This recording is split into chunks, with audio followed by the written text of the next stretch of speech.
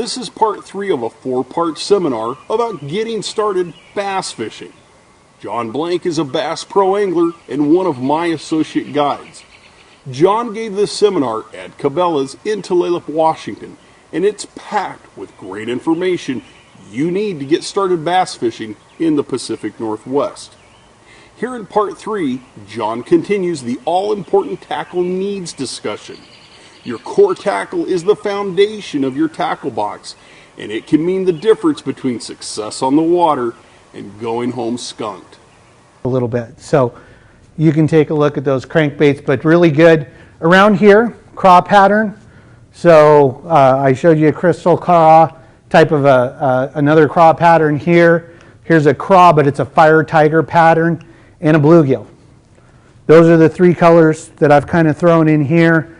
And if you're going to carry some crankbaits, that's all you need. So like I said, you want to drive that crankbait into the bottom. If you're not hitting the bottom, unless it's weeds, and then you don't want to hit the bottom in the weeds, because then it makes it very difficult. Generally, if you're going to throw a crankbait, it's going to be a hard bottom, or you're throwing it around structure or log. You want to make contact with the bottom. So if you're not making contact, so say for example, you're throwing a smaller version, and this is their 1/8 ounce version versus their larger version. I'm not making contact because this only goes to 6 feet depth, and I want to get down deeper. I go to the next size up, but I want to make contact with the structure on the bottom, without a doubt. So make sure you do that. Your success rate will increase dramatically. And don't be afraid when I'm throwing crankbaits and I'm feeling it bounce off of rocks and this and that, or if I feel a fish slap it, you know what I do? I stop. And I let my bait, if you look at a crankbait and you're reeling it along and a fish comes through and hits it and I don't get hooked up on it and I can feel, ooh, I think that's a bite, I stop. You know what that bait does? It slowly wiggles back towards that fish as it comes up to level itself, and 9 times out of 10 that fish is going to come back around and smack that lure again. Because in the real world, in bait fish, they'll hit it and the fish is stunned, right? There's that split second. They come around and boom, if it's still there, they're going to hit it again. But what's our natural thing? Boom, oh, a fish hit it. Oh, I got to get another cast out there. And just let it sit there for a second. See what happens. Wait. And then if it doesn't, sometimes I'll twitch it and give it a jerk like it's wounded, and then bam, it'll hit. So play around with it in your fish, and you do that, you'll see that, how do those good tournament guys always catch those fish? And I seem to come out here all the time, and I never do. It's those kind of little tricks that you pick up from doing it. And then erratic retrieve is the best. So just like I talked about with the spinnerbait, change your reel down, burn it down, drive that down into the ground, let it float up, back down a little bit. Just don't cast and reel in. Again, think of yourself as I'm presenting a wounded bait fish to the bass. And if you look at like Rapala, their claim to fame last year is they came out with, it's what's called a scatter wrap. And what it does is it swims along, and then its rounded bill, it'll flare up. And then it'll flare up. And what it's like is when I'm telling you to run in the bottom and hit things, it mimics it where it can do it without hitting anything. So crankbaits, where are you going to throw them? Rocky points, stumps, brush, weed lines, and ledges. Go beat up the rocks. Lake Goodwin's got a bunch of rocks. Whatcom has a bunch of rocks. So does Lake Washington in spots. Those smallmouth come to eat the crayfish in the rocks. So if you're going to throw it and you're using a craw pattern, you're going to have pretty good success. And I'll talk about the seasonality of when to throw it and when your best chances are. Retrieve, erratic and relatively fast. Stop and go can be effective after striking an object. And the bait should make contact with the bottom for optimal performance. You want to make sure it hits the bottom. Colors, craw pattern, fire tiger, bluegill, and white. And this wonderful little lure right here is what started my addiction. It's Lure Jensen bluegill. It's kind of got a craw pattern. It's got a white body. It bridges the gap. This is a good color choice, but this is probably right now my primary color choice that I go with, the crystal craw. But really good. There's different versions of crankbaits. You got the clacking crankbait like from Rapala. You hear it clink. There's a cylinder in here that has a bead that goes through. And then there are some times where you'll get fish that are really temperamental and they don't want that rattle in there. And so I carry a couple with, most of mine have rattles because I want to draw attention, but I have some that don't. If it's a high pressured area where, like Banks Lake at times where there's tournament every weekend on Banks Lake, those fish, they go, I remember last time I heard that rattle, I didn't have a good experience. I ended up in a live well and drug around and thrown on a scale and then back in the water. So they get shy to those things and they can relate to them. And then white, sometimes white can just be a phenomenal color, especially on smallmouth. So I always keep one in there. If I can't get them on my go-to, I'll try that white and, see what happens.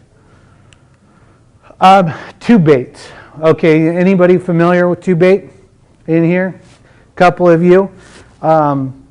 This is probably my number 2 go-to lure. Right up there with crankbait is a tube bait.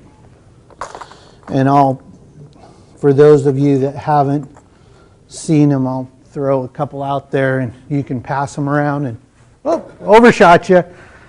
Here's another one. There you go. So you can hand them around and look at them. So a tube bait, basically it's imitating a bait fish and a crayfish all together. And it's probably one of the most versatile lures you can fish. It's great for largemouth and smallmouth bass. I always have one tied on. And I used to never fish these as religiously as I do right now until I partnered up with my fishing partner and we do a lot of fishing, and he's tournament fish for 20 plus years. And he says, this bait has won me more money than any other bait out there. And it's learning how to fish it and work it around the rocks. It's a very versatile bait. So definitely that's something you want to have. They're not super expensive. You get a bag of 10 for under $5 or right around that price point. Strike King, they make a coffee tube, gets it. They also have one that's available out there, but you want to have it. So fish it on a jig head like this right here, or you can fish it Texas rig. So when you're talking fishing it on a jig head, what I have is like a 1/4 or a 3/16 ounce lead head jig. I take it, usually I use a smelly jelly scent when I fish, and it's a crawdaddy, and I put it on the jig head, but for today I'll lick it because I didn't bring any in with me. Then you put it inside the tube of the bait, see me going in, and I push it right to the end, and then I tie up here, and now this casts out and I can go throughout the rocks and fish. Do you tie that directly or do you use a sword? Directly. Now this is something, if you're beating up the rocks, because you're going to make contact with it, that you're going to want to occasionally run your finger up like the first 5 inches and make sure if it's frayed, to retie it, because you will come in contact with rocks with this. But really good. Fish it slow. Okay, so think of what you're trying to mimic. Okay, you're trying to mimic a bait fish or a crawfish on the bottom. So when I fish this, this is my tube bait rod that I fish. You can see it hooked up. I'm going to cast it out, let it fall down, and I'm going to make contact with the bottom. I'm going to reel up my slack, so I got a direct bow going to the entry point of the water. Because if I have a bunch of loose line on top of the water, that fish could bite it.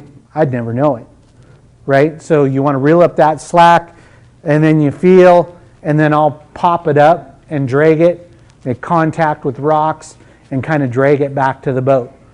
Pause, reel a couple, pause, reel a couple, and it works really, really, really well. If you can Texas rig it, so Texas rig is the same bait here, and I'll do one real quick for you so you get a visual. So Texas rig, a 3/0 hook generally, bring it through the tip here. You're going to bring the EWG hook through the bait. So see how I just have the point right there?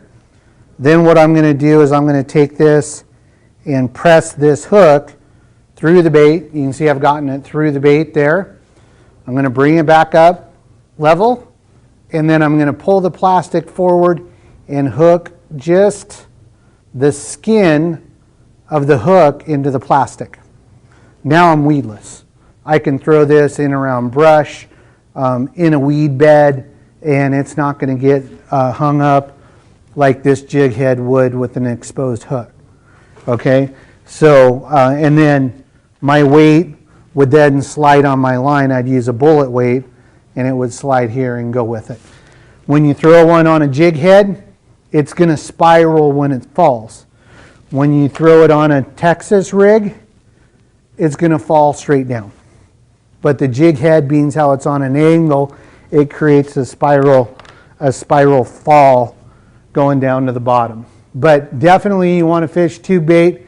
It's one of the best bottom fishing lures there is. So I talked about 2 power lures, crankbaits and spinner baits. Now this is slow down and let's finesse fish. Let's work a section for 4 or 5 hours and bounce around through rocks and humps and all of this.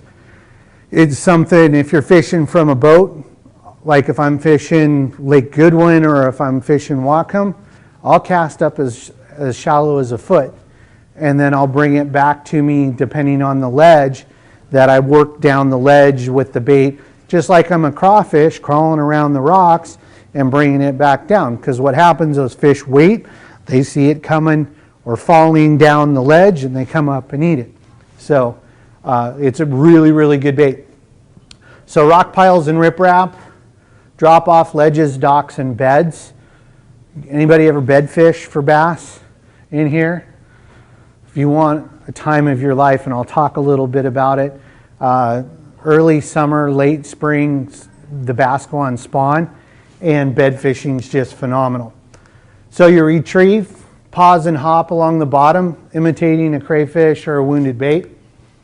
Tight line, like I said, you don't want to have slack in your line. You want to keep that tight line. And then set the hook like you mean it. You see the bass guys on TV, and if you're fishing on my boat and you're fishing with me, and you hear when I set the hook, you're going to hear I'm putting some, you know what, behind it. Because, number one, bass have very, very tough mouths. And it's not like a trout, it's not like a salmon. They're eating crustaceans and they're down eating rockfish or crayfish. It's very tough. Not only that, oftentimes when you bass fish, your lure is embedded in plastic. So not only do I got to get enough power to go through the plastic, now I got to get enough power to go through the side plate of the fish as well. So reel down and set the hook hard when you get a bite or you think you got a bite. Now what I will say is, unlike crankbait, you know when you're going to get hit. You'll feel that boom. Same with the spinner bait.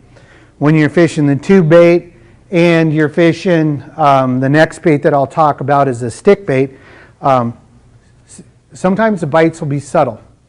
And I'll tell you this, it doesn't cost you anything to set the hook. Okay? And the hours that I'm out there, and there's times where something just doesn't feel right, you know. Does a fish have it or not? I'm setting the hook, and half the time, there's a fish there. And if I never took that chance to set the hook, that fish would have spit it out and off you would have been. So don't be afraid to, like I said, those bass, and you can watch them even in here when they feed the goldfish to them, they just suck them right in. So that's what they do with this, is they'll suck them in. And I've caught a little smallmouth bass like this or largemouth bass like this before on this bait, and just the tip of the hook sticking out of its stomach. And I'm like, how did that little mouth suck down all of this stuff? But they do. They just inhale it, and that's how they bite. So think about that. It's a little different, a different pickup than what many people are used to. Well, that's it for part 3. Make sure you move on to part 4, where John will conclude discussing core tackle needs and discuss water temperature and trends for catching bass.